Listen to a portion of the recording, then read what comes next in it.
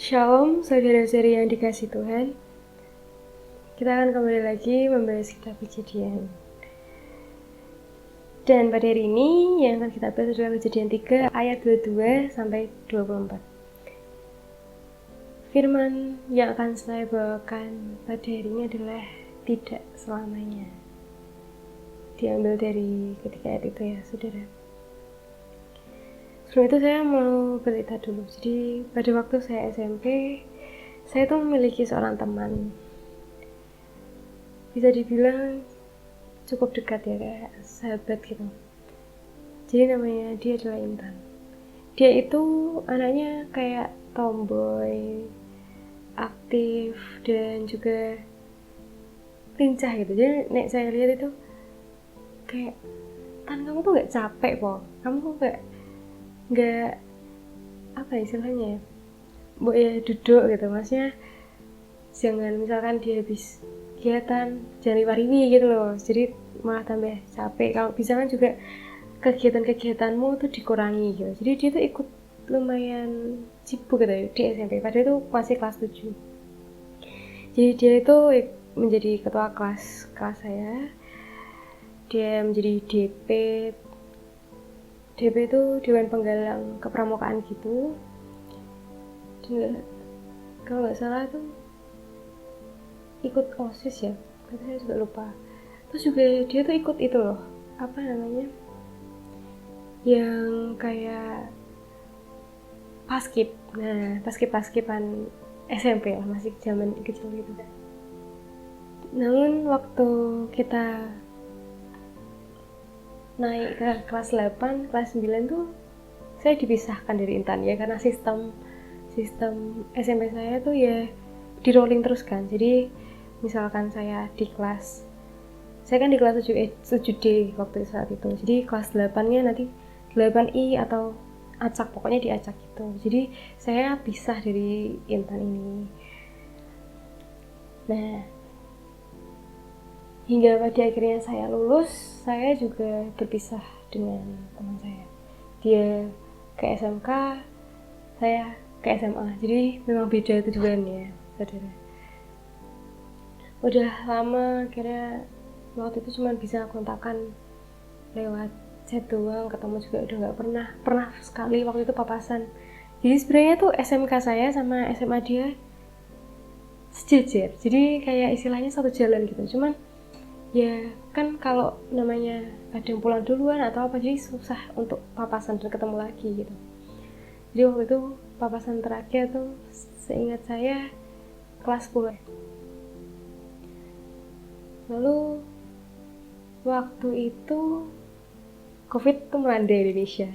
Jadi kelas 11 saya online, dan akhirnya juga waktu saat itu udah lama banget gak chatan, gak ada komunikasi sama sahabat saya gitu. Hingga waktu itu tiba-tiba banget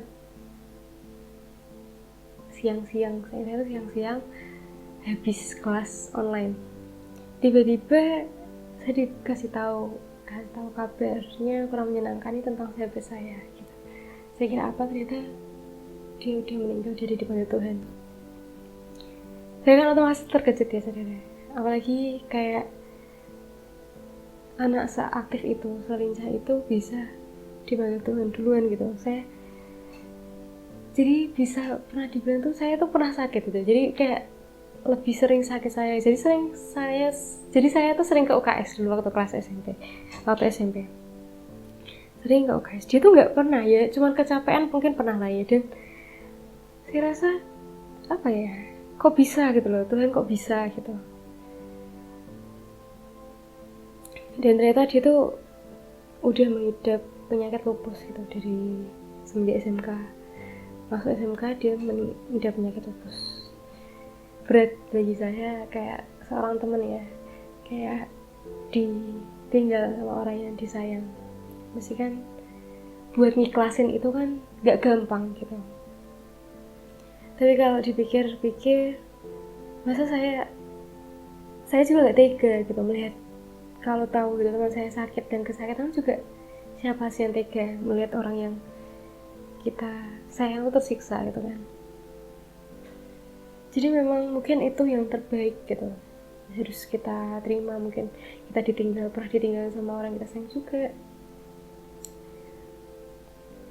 dan kita harus menerima itu gitu, karena memang itu sudah takdir Tuhan. Jadi memang hidup itu tidak selamanya ya saudara, kita nggak tahu umur kita kapan, karena memang hidup di bumi pun ada batas waktunya, nggak bisa selamanya hidup berjuta-juta tahun, enggak ya. Jadi memang hidup ini di bumi itu singkat gitu. Kita akan membahas ke dalam tentang firman ini. Jadi tadi kan sudah saya katakan bahwa judul saya adalah tak selamanya, sama seperti hidup kita, hidup teman saya juga ya saudara. Sebelum itu mari kita membaca ketiga ayat ini, Kejadian 3 ayat 22-24. Berfirmanlah Tuhan Allah, sesungguhnya manusia itu telah menjadi salah satu dari kita, tahu tentang yang baik dan yang jahat. Maka sekarang jangan sampai ia mengulurkan tangannya dan mengambil pula dari buah pohon kehidupan itu dan memakannya, sehingga ia hidup untuk selama-lamanya. Lalu Tuhan Allah mengusir dia dari Taman Eden supaya ia mengusahakan tanah dari mana ia diambil.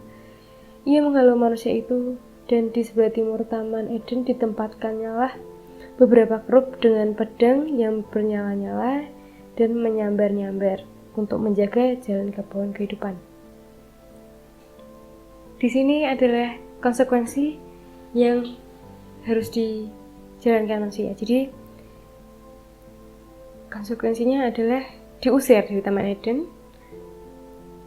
dan juga manusia itu tidak boleh memakan pohon kehidupan itu, karena jika memakannya mereka itu akan hidup selama-lamanya. Jadi manusia ini disuruh Tuhan untuk pergi dan mengusahakan tanah yang akan mereka usahakan.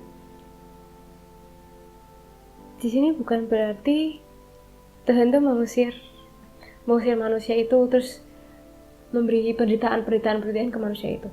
Tidak ya saudara. Jadi di sini walaupun adanya penderitaan, adanya konsekuensi, ada hal-hal yang buruk itu, tapi Tuhan itu baik loh. Dengan dia melarang manusia itu makan buah dari pohon kehidupan, itu sebenarnya dia tidak tega jika manusia hidup selamanya menderita. Jadi bukan semena-mena Tuhan itu memberikan penderitaan, tapi hidup sementara itu hanya ada di bumi saja gitu loh saudara. Makanya hidup di dunia ini tuh tidak selamanya gitu. Jadi hidupnya sebentar. Sama halnya dengan Adam dan Hawa. Manusia hidup di dunia ini harus menjalankan semua perintah Tuhan, menjalankan tugas-tugas manusia, bekerja mengusahakan tanah dengan baik, bekerja mengusahakan bumi ini dengan baik gitu. Dan juga tentunya melayani Tuhan ya saudara, melayani Tuhan dengan apa yang kita kerjakan di bumi, dengan apa yang kita sudah lakukan gitu. Oh iya, berarti hidup kita sementara. Gak usah dong kita hidup baik di bumi. Jangan ya saudara, jangan berpikiran seperti itu ya saudara. Jadi walaupun kita tahu hidup kita sementara gitu, di sini, tetapi Tuhan tuh lihat loh, Tuhan tuh lihat apa yang kita berbuat. Kita mencuri, kita berbohong, kita melakukan hal baik dan buruk, itu Tuhan melihat kita saudara. Jadi jangan seenaknya menjadi seorang manusia gitu.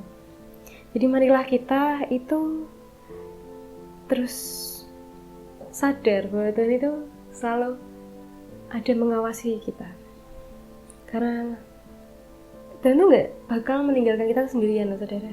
Dia selalu ada di samping kita gitu. Marilah kita terus melihat dalam diri kita memiliki kemampuan-kemampuan yang diberikan oleh Tuhan. Kita bisa melakukan pekerjaan, kita bisa hidup, kita bisa bernafas, itu anugerah dari Tuhan. Seindah itu loh Tuhan nyiptain kita gitu. Jadi marilah kita juga memberikan yang terbaik bagi Tuhan gitu. Terus menjadi manusia yang berperilaku positif dan menjadi umat Tuhan yang berhikmat dan berakal budi baik. Sekian yang bisa saya sampaikan, kiranya firman yang singkat ini bisa menjadi rema bagi hidup kita semua. Amin.